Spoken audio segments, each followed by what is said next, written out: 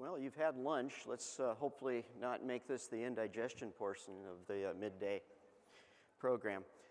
Last year I did this by video conference, and so I was unable to get a reading from you how it was perceived and get feedback from you afterwards.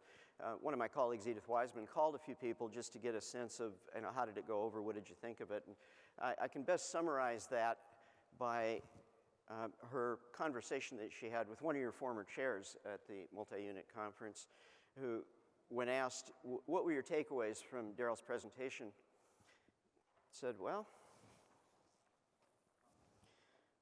blah, blah, blah, blah, blah, inflation, blah, blah, blah, prepare for it, be aware of it, and that was about it. And that was the takeaway. And I think that was probably a reasonable summary, because if you look back last year, we were looking at what most of the media and the government, the Federal Reserve, were saying, well, it's going to be temporary. It's passing. We think it's transitory, a few more quarters. Well, we know differently today. And today we know that the impact that it's having is going to be longer playing out in as we look to the next couple of years.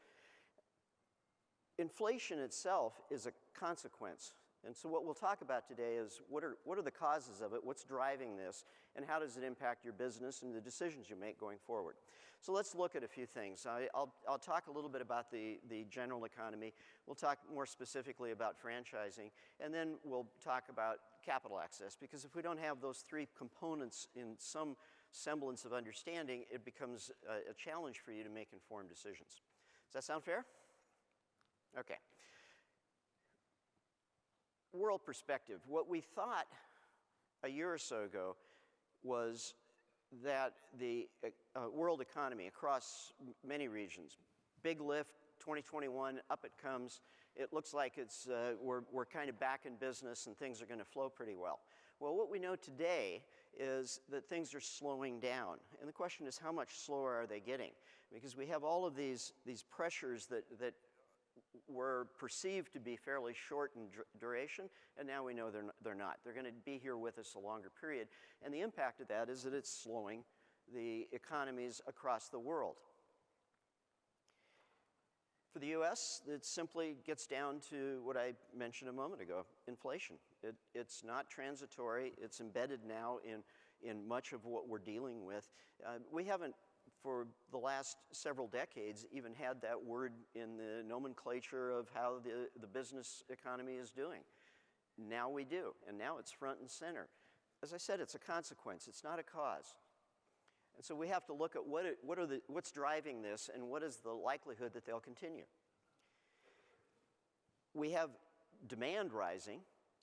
Consumer spending seems to be pretty solidly driving for the moment. We'll talk about that as well. But the key is that the Fed's trying to push against this now. One of the causes, of course, we're all talking about this on a daily basis, and it's a conversation in many of the breakout sessions and on panels. Labor issue. Well, last year we thought the labor issue was, we've got the government programs that are kind of pushing this, and it's making it, they're going to come back. You get the government programs out of the way, they will come back to work. It's not happening. And then we said, well, it's a pandemic. People are afraid to come back, and we have working moms that have to stay home with children. We have a lot of things going on, and we'll let those kind of have to work through first. But now we know better than that. And we know that we have something more systemic in here that we have to deal with. And when we get to the franchising side, I'll point out a few things that I think we're missing within the franchise community in order to deal with it. But to set the stage, clearly, we're saying franchising, business in general, this labor issue is not one that's going to resolve itself anytime soon.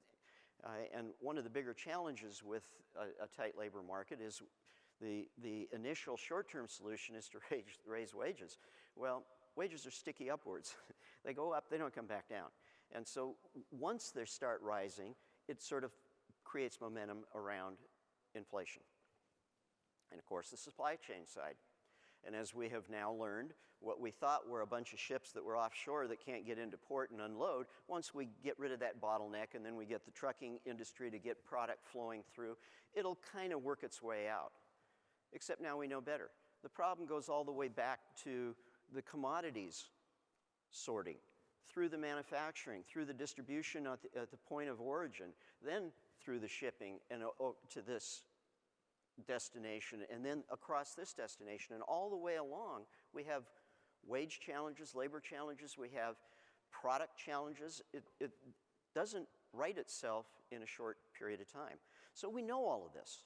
And we know it today, whereas a year ago, we were more in a mindset that, boy, things are really starting to take off again. We're getting back in business and it's feeling good. And now we're learning, well, there's more to it than that. So what do we do about it? Well, what's helped us is consumer spending. Consumer spending, we got a lift, right? 2021, out of everybody anxious to get out and get back in business, and off we go.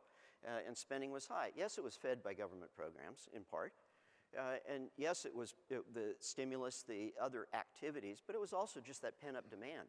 But we have to be careful about that, because if we look at examples like Peloton, Netflix, what looked like we're really on a growth curve now that's going to continue, turns out it didn't.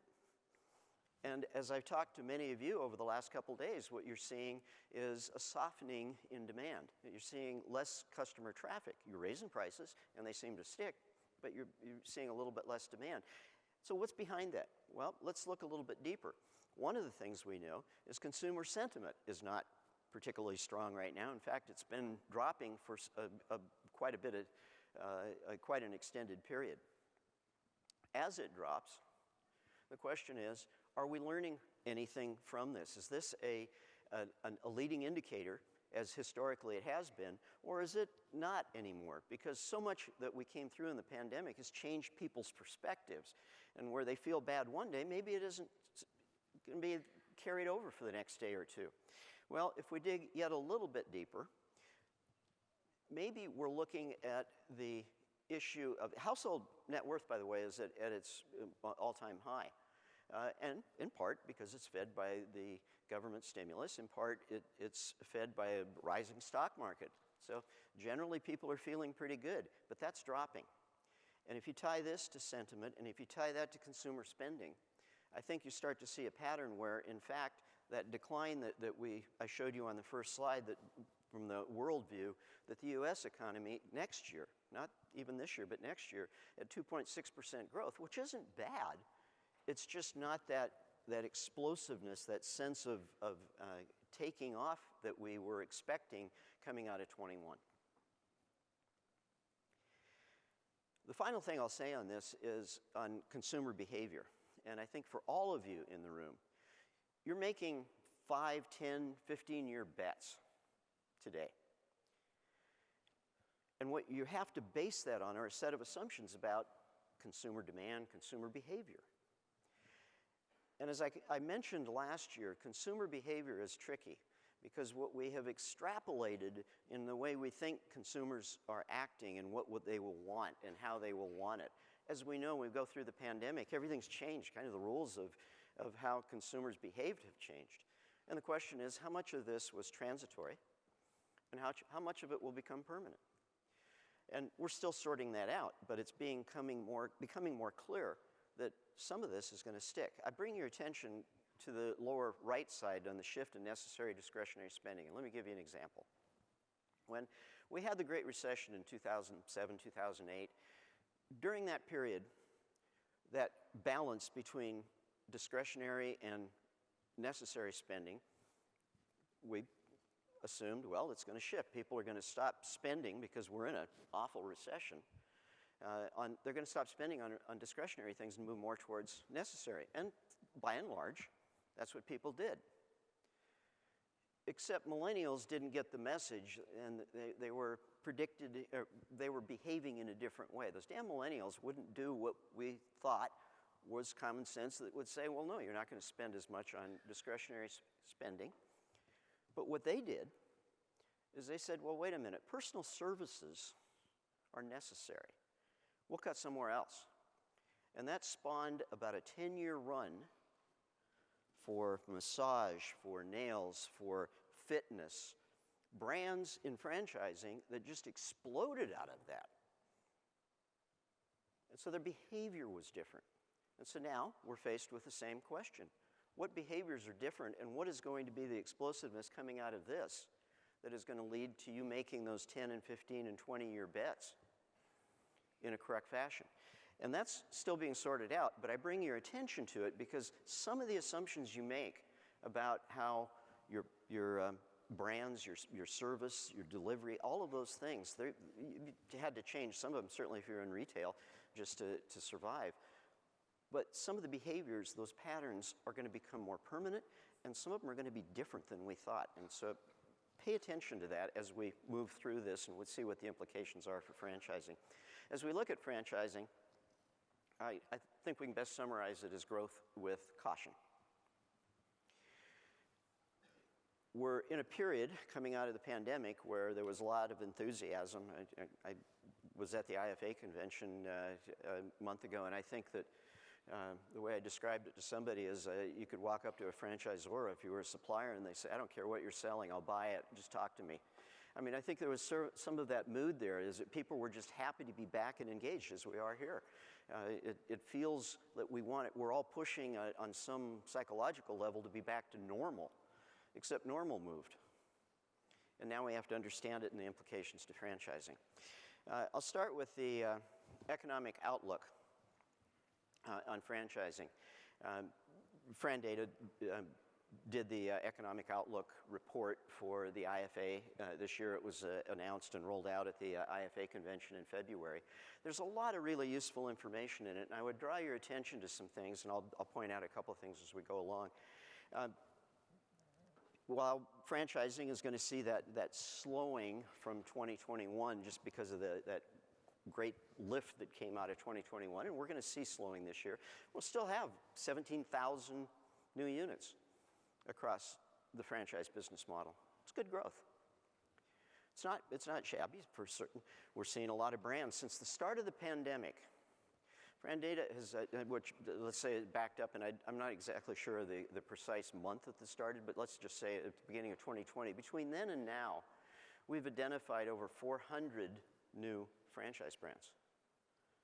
So my example back to the millennials not behaving the way they were supposed to back in the Great Recession, a lot of these brands that are popping up now, that are coming in, they're trying to anticipate what those behaviors are going to be like and what's going to be next. And we see that subsector specialization taking place in some of these sectors. A lot of that is happening right now, and some of it is reflected. If you look at the economic outlook, I would suggest that you spend a little time with it, because as multi-unit operators, you have options. And as you see what's developing and what's unfolding, some of the signaling, the messaging out of those new brands may not be of interest to you, but the fact that they are focusing in certain sectors should be of interest to you, because it's telling of what they're seeing and what they're trying to appeal to. Before I go on, I'm going to pause for a moment and go off script. Let me ask a question of the audience, and I can't see you very well with the bright lights, but how many of you in this room were involved over the last week or so in calling your congressional offices with regard to the David Weil nomination? All right, keep your hands up for just a second. For those of you that are sitting at the tables where you have people with their hands raised, do me a favor and sincerely thank them for saving your butts.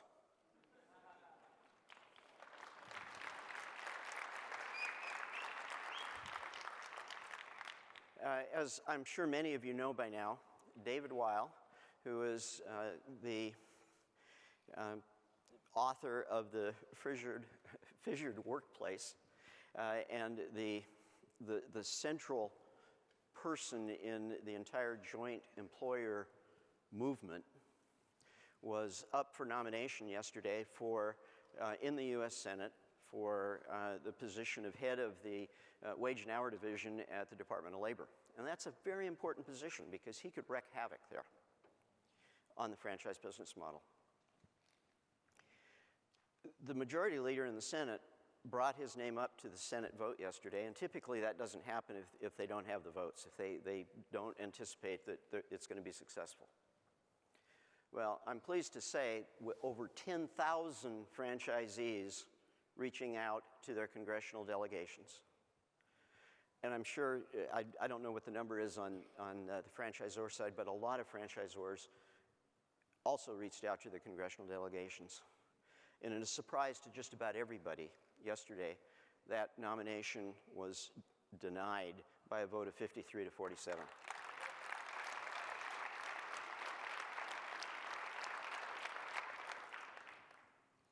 If you don't have a full appreciation of what the ramifications of that are, come talk to me later, because I can tell you that it's one of the biggest single success events that the IFA has pulled off. Nobody thought this was going to happen. And a lot of you in this room did it, and it made it happen. I will also say that there are 24 franchisors in this room today that are not members of the IFA. So I'll ask you a question. If not now, when?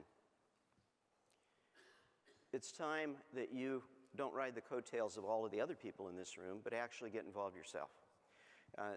You don't get that kind of success story, that kind of David and Goliath outcome without a really talented group of people working in Washington for you. And I can tell you, you dodged a very serious problem with that one vote yesterday in the Senate. And there are lots more coming up. We're by no means past any problems across the legislative and the legal front, but I will tell you that was huge, and they pulled it off. So congratulations to the IFA for that, and thank you for those of you who are involved in it. Now, back to our regularly scheduled program. As I said, the economic outlook, I would suggest you spend some time sticking your nose in it and just seeing what it has to tell you. There's information that will help guide you in understanding where some of the sectors are. You know, we've seen the residential services sector just explosive over the last few years, and of course it's pandemic inspired, but it looks sustainable. And to my point earlier about how consumer behavior, some of it is going to be permanent and some of it isn't. We've seen an explosion in the residential services side of things, and it's very obvious when you look at the data. I'm not going to begin to talk about all of this information that you're seeing on the screen right now, but I only pointed out to show you the depth of information that actually is in that economic outlook report, and I suggest you spend some time looking at it and studying it, because it does tell you a lot about what the expectations are. It also gives some guidance.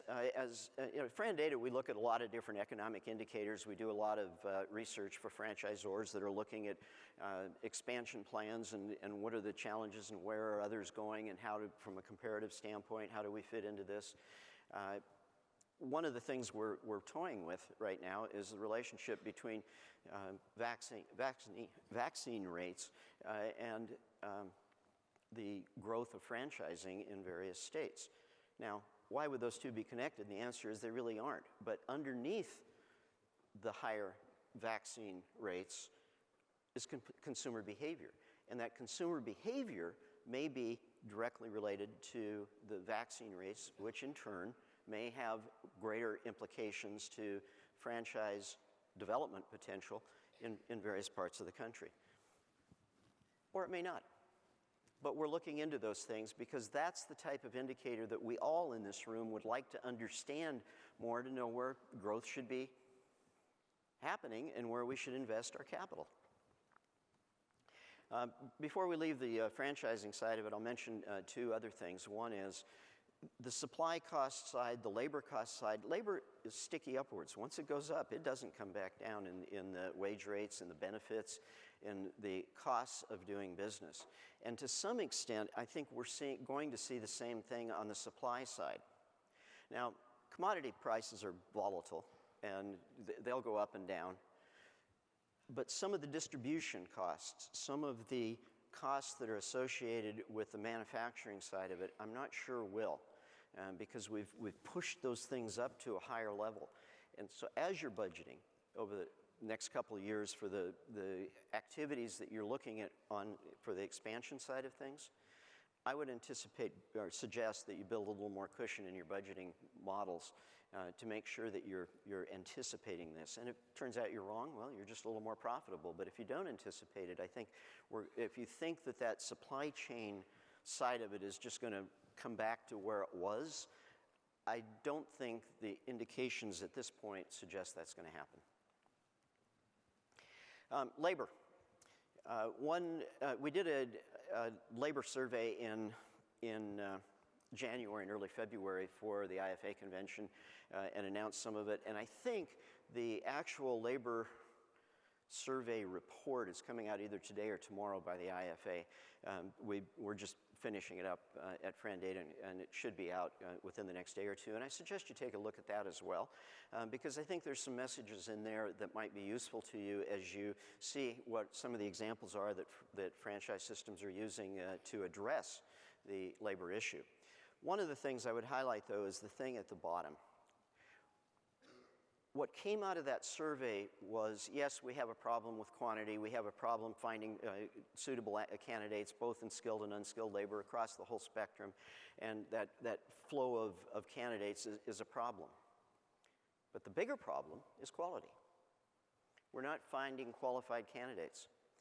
And for that, I would suggest you look at something else. Peter Drucker, the great business guru, is famously quoted, and I actually have this quote in my office wall. It says, "The best way to predict the future is to create the future." And here's how it applies here. The franchise business model is one of the best vertically integrated labor models in the US. I don't know what other one would even be better. I am confident in saying some of you in this room started your professional career at a minimum wage. And today you're sitting in here as a multi-unit operator. That kind of vertically integrated labor, where else do you find that? Where else do you find people who start over here, work their way through the development process across an organization or a set of organizations in an industry and end up being an owner and an operator at the other end of it? But we have it in franchising. So let me go back to that quote. The best way to predict the future is to create the future. Take advantage of that. We don't actually emphasize that. When we have employees and we say, look, if you're starting over here, let me paint a vision for you of where you can end up. And I do know, in fact, I was talking to somebody backstage about it, that, well, I've sponsored employees that I really think have a lot of potential and help them get into franchising, help them become a franchisee. It's that type of outcome that we have the opportunity to create because we're already doing it. We're just not recognizing it and we're not emphasizing it enough. We're giving foundation skills to the unskilled. We're teaching them how to behave in a company. We're teaching them how to function in a company. We're teaching them how to deal with customer service. We can create accreditation models within one franchisee or across a system that says, look, I'm going to build you through this set of accreditation steps, and that may reduce turnover because now they're working towards something and they're not just looking at somebody paying $1 more for them to go work next door. We have that, I think, in our ability to function. All right, well, let me then turn to capital access. And here I'm going to divide it into two categories. The whole private equity side of things, the flow of capital that's investing on the equity side in franchising, and the debt side. On the PE side, we do a lot of work with PE firms, so I can tell you that and we all know this. I've had conversations over the last 2 days with a lot of you. It's getting frothy out there.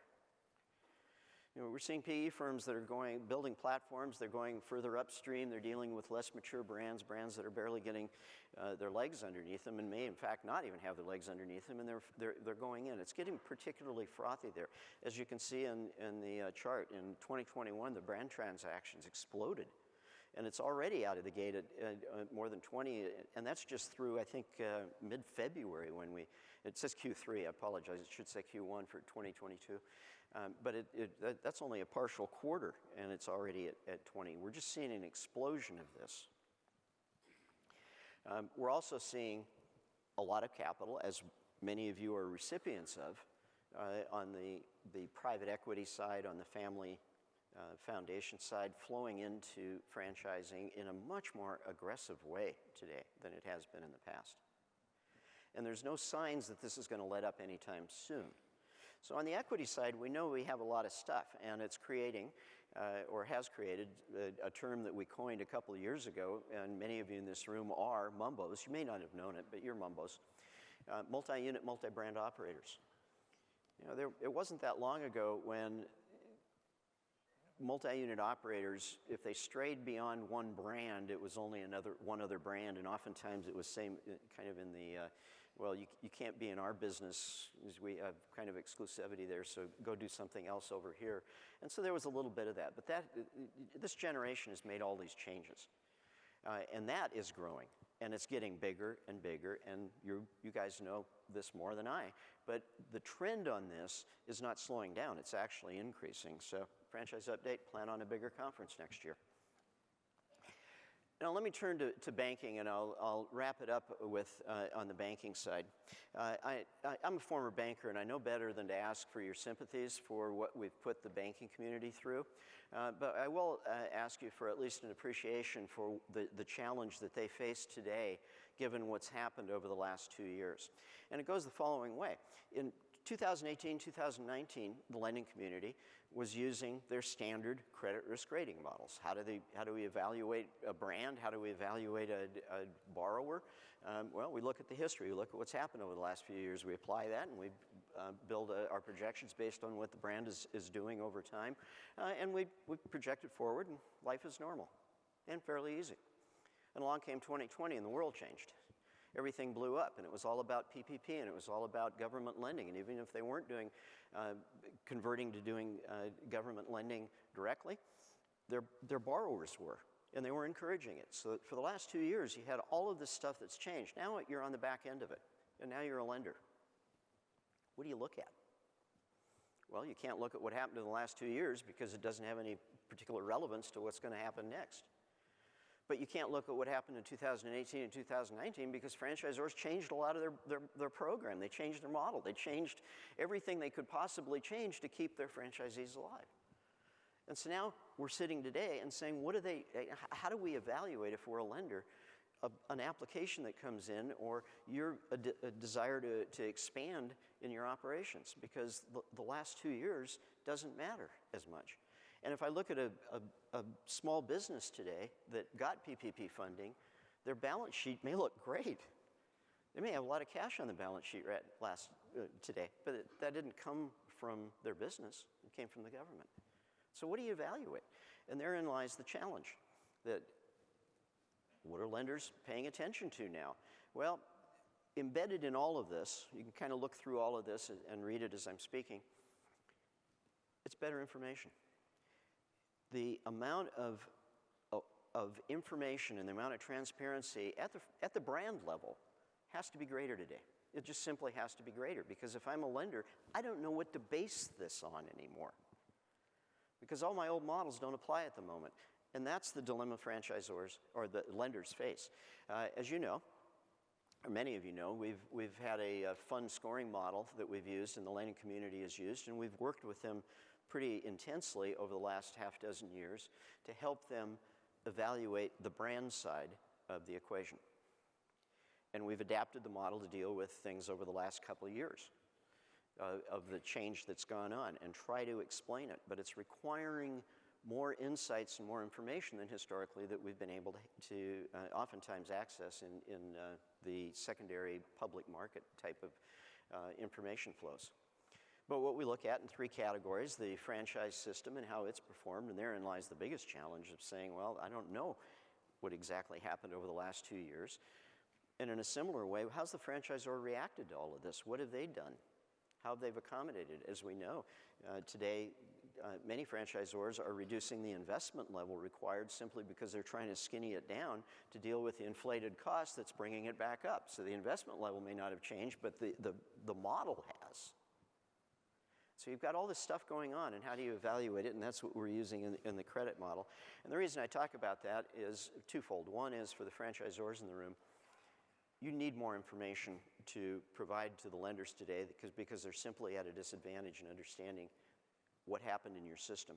The last thing you want is some credit analyst sitting in a dark corner of a bank making assumptions about what your system has done, because they don't get paid to say yes.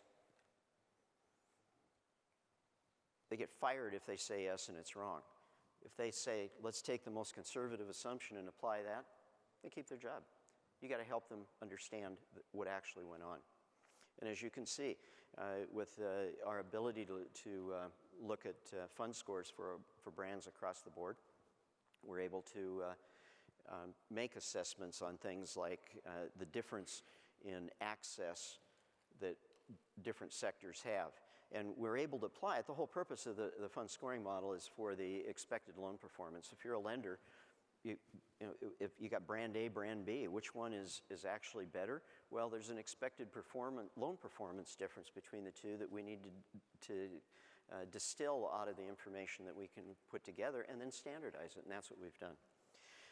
What does it mean? Well, among other things, if we start looking from a bank lending portfolio, they're not just making loans to one brand. So they're getting portfolio concentration risk questions that they have to address from a lending standpoint overall. You may see it solely through the lens of the brand you're associated with. They have to see it through the lens of a risk profile across brands and even across sectors. And so we're able to look at some of this with a scoring model. Now, the reason I bring all this up to you today is because one of the things that we've done over the last couple of years is given awards for the top scores in fund and top score award. A couple years ago we started this, and this year we have added a runner-up recognition as well, because only one can be best. But others have performed very well. And so what we've done is all of the franchisor brands that are represented in this room today, we've updated their fund scores. And out of those many, many, many brands that are represented here, there's one that has the highest score. And we separated that to the food category and a non-food category. So we actually have 2 awards in each. But first, I'd like to publicly recognize the 2 brands, one in each of the food and non-food category, that were runner-up, that actually were close to best, just not quite the best. And those are, in the food category, Marco's Pizza, and in the non-food category, Goldfish Swim School. Not an easy achievement. Congratulations.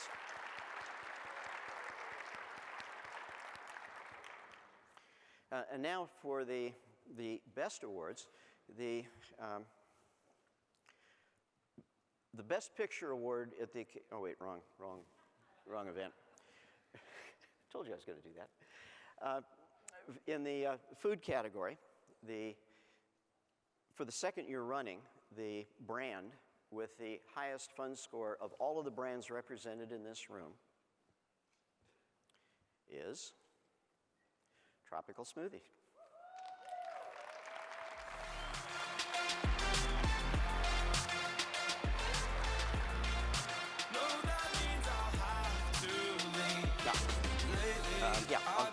What are you doing?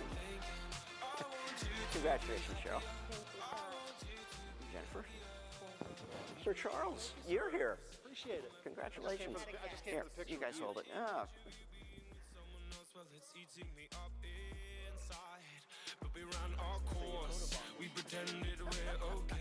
Congratulations.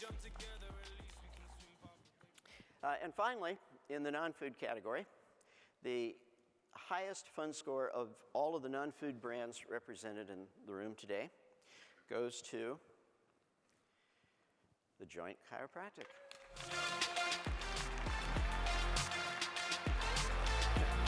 Eric Simon, come on up!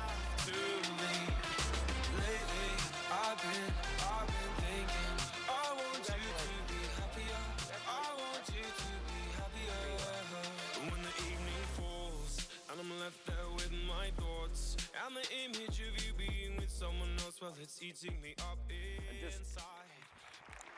And just for a little insight, in the golf tournament that they had 2 days ago, if any of you want an absolute, for real ringer, get Mark on your team. That guy hits it in a different zip code. Anyway, thank you very much for the opportunity to give you a little bit of indigestion, but hopefully some insights as to what's coming down the road in the economy and in franchising. Thank you. Darrell, thank you very much.